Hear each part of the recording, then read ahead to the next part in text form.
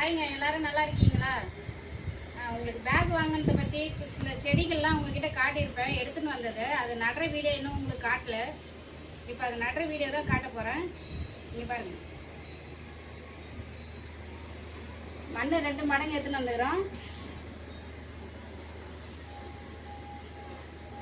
ஆட்டு சாணி, ஆட்டினுடைய எருவு 1 மடங்கு எடுத்துன்னு வந்துக்கிறோம். ரெண்டுத்தையும் இப்போ மிக்ஸ் பண்ணிக்கலாம்.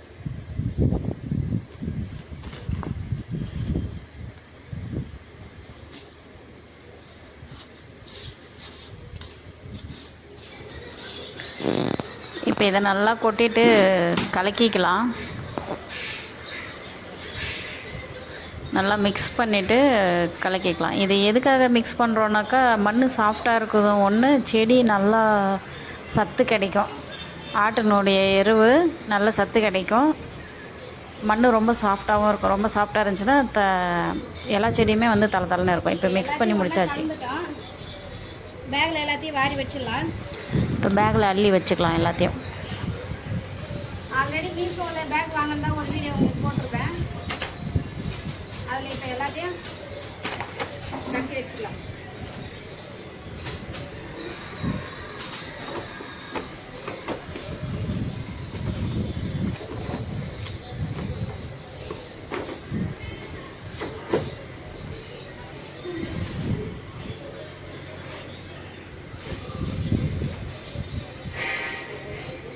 மண்ணையும் எருவையும் ஒன்றா கலக்கிறது வந்து மண் ரஃப்பாக இருக்கக்கூடாது, ரொம்ப சாஃப்டாக இருக்கும் எருவு கலக்கும் போது. இன்னொன்று வந்து செடிக்கு ரொம்ப சத்து கிடைக்கும். அது வந்து ஆட்டு சாணி, ஆட்டோட எருவு தான் நாங்கள் வந்து மிக்ஸ் பண்ணுறோம். ரெண்டுத்தையும் மிக்ஸ் பண்ணும்போது மண் ரொம்ப சாஃப்டாக இருக்கும், செடியும் நல்லாயிருக்கும்.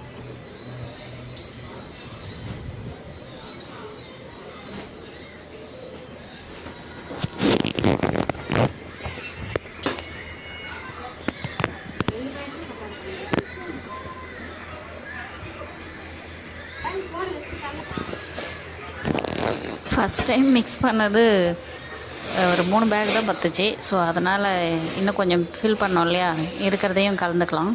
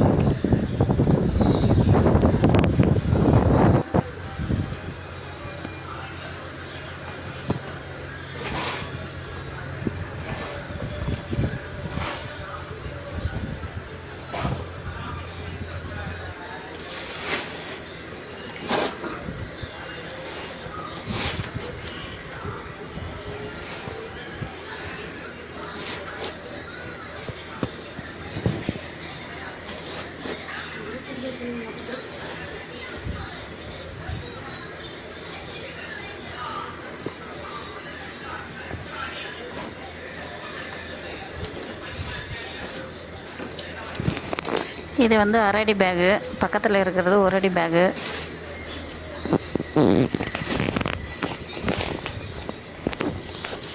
நீங்களும் வீட்டில் இந்த மாதிரி ட்ரை பண்ணுங்கள். பால்கனி இருந்தால் கூட ஒரு 2 கவரில் நீங்கள் மண் கொட்டி, ஒரு புதினா, கொத்தமல்லி, வீட்டுக்கு அவசரத்துக்கு தேவைப்படுற பொருளை நம்ம இதில் விதைச்சி வச்சுக்கலாம்.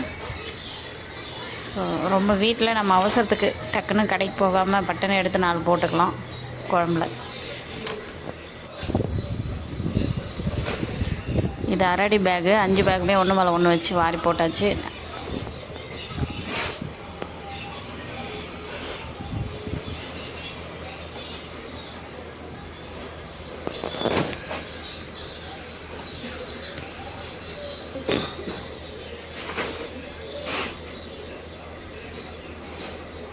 கொத்தமல்லி, புதினா, கீரை, சிறுகீரை, வெந்தயக்கீரை இதெல்லாம் போடலான்ற ஒரு ஐடியா இருக்குது. நீங்கள் ஃபாலோ பண்ணிக்கோங்க. இந்த மாதிரி வீட்லேயும் நீங்கள் செஞ்சு பாருங்கள்.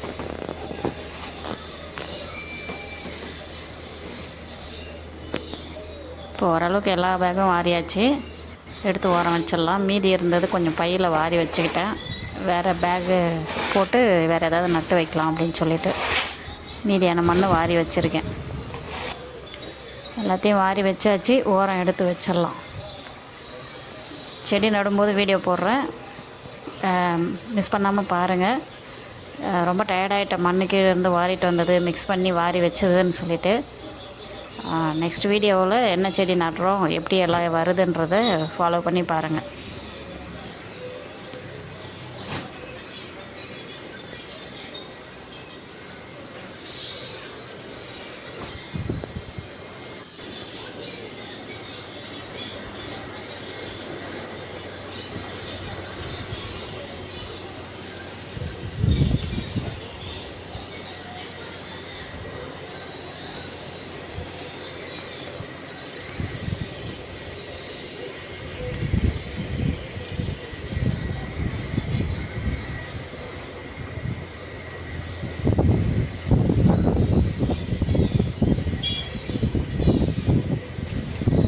ரொம்பவே டயர்ட் ஆயாச்சு.